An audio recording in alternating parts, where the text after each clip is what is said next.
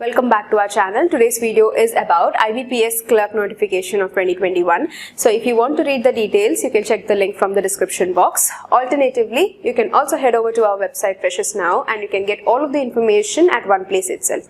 Don't forget to join us through Telegram Freshers Now channel because you will get regular job updates. Link is provided in the description box for you to join us directly. IBPS has opened its recruitment for clerks and the various divisions. So the official notification will give us all of the information. First, you have to check out the official website because official website will give you all of the information and also the latest updates. All of this you can find it out in the official website. Check it time to time. And if you have any queries or if you have any sort of doubts, you can log in to this website and get all your doubts cleared. So heading over to the information, the online examination is going to be conducted under prelims and mains for the common recruitment process for the selections of the clerks. Now whoever is interested, you have to apply through online and there will be 2 examinations which will be conducted and we will see the details further. The banks which are participating in this are Bank of Baroda, India, and Canara Bank, Central Bank of India, Indian Bank, Indian Overseas, Punjab National Bank, all of the bank lists which are given here. And the tentative schedules that you have to remember, it is going to be beginning from 7th of October and the late appointment or the last appointment of the candidate is somewhere going to be in April 2022. So in between you have the payment of the fees last date which is going to be on 27th of October and you can download the call letters from November 2021. The examination of the prelims is going to be conducted in December 2021 and for mains examination is going to be conducted in Jan or February of 2022. Tentative months are given. Next is the candidates are also advised to keep in regular check of the official website so that you will not miss any of the latest information. The eligibility criteria is as follows.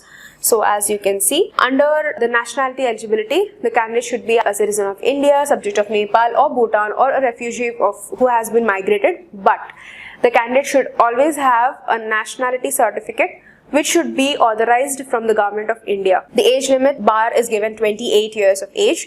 Relaxations is applicable. Scheduled caste and tribe it is 5 years. For OBC NCL it is 3 years. PWD it is 10 years. Ex-servicemen they have given for 3 years. And who have been affected by 1984 rights, it is 5 years. So all these relaxations will be applicable only if you submit relevant authorized caste certificates respectively. And next information is regarding the education qualifications. You can be a graduate from any discipline, but it should be from a recognized university or institute. You should always give your valid mark sheets, provisional degree certificates at the time of the appointment. So make sure that you're having all of the documents ready even if you're in your final year or doing your final semesters. Make sure at the time of the appointment that you're having all of your documents ready in case if you don't have, your application or your selection procedure will be rejected. Next, also the candidate should know or be aware of the local language or a union territory language. The candidate should also read, write and speak the language as well. The final result will be declared on or before of 27th of October 2021 according to the regulatory bodies. So your degree certificates should be prior to this date as mentioned here. And also you should have original documents only. Next, calculation of percentages. When you are putting your CGPA scores, make sure you convert them into percentages as well. Do not just keep your CGPA scores and leave it. And also do not round off percentages. Like if you have 54.99, keep it as 54.99. Don't round it off to 55%. And here from this section you can see who all the people are coming under the ex-serviceman category. Next is for PWD category, 40% disability with disability authorized certificate is essential in order to consider the disability people. So make sure whichever category that you are belonging to, you should keep the relevant format which is given and also the category authorized certification which is essential from the government of India. Next, also the guidelines have been given for using a scribe. You should also give the relevant details of the scribe with ID proofs as well. So next is the information regarding the pre-examination training which is going to be conducted for the reservation category, especially that is going to be according to the participating or noble banks in the respective places. It's going to be in Bengaluru, Bhopal, Bhubaneswar, Hyderabad, Hubli. Next it is Jabalpur, Jaipur, Jammu, Jodhpur, Kochi, Kolkata, Lucknow, Madurai, Mangalore, Mumbai, etc. And next is a very important section which is the examination pattern for the prelims. You have 3 sections, which is English language, numerical ability and reasoning ability. You have 100 questions for 100 marks. And next is for the main sections. You have 4 sections which has 190 questions for 200 marks. 160 minutes is the time limit. And next is the states where the examinations are being conducted. So if you want further information regarding the examination or the structure of the examination will be intimated through website as well. So information can be found out in the website given here. Call letters also can be downloaded from the same website. And here is the state and the language which you can take up the examination. Now, only the English language section you have to take up in English. The rest you can take it up to your convenience. For example, in Andhra Pradesh, English, Hindi and Telugu languages are available for the medium of examination. And next, most of the states only have English and Hindi. When you are going to the examination, make sure you are taking your call letter, photo ID and photograph as well. If you are not taking any of these 3, you will be rejected to take the examination, so don't forget to take it. Examination centers change is not to be entertained. The date, venue, everything will be putting down in the call letter itself. You can download it from the website once it is being announced. Then cutoff score will be according to the online examination. So the final marks that you are going to get in the mains, only that will be taken into consideration of the final merit list. Then you will have the provisional allotment according to the norms of the organization, and also whichever the bank is taking up the initiative.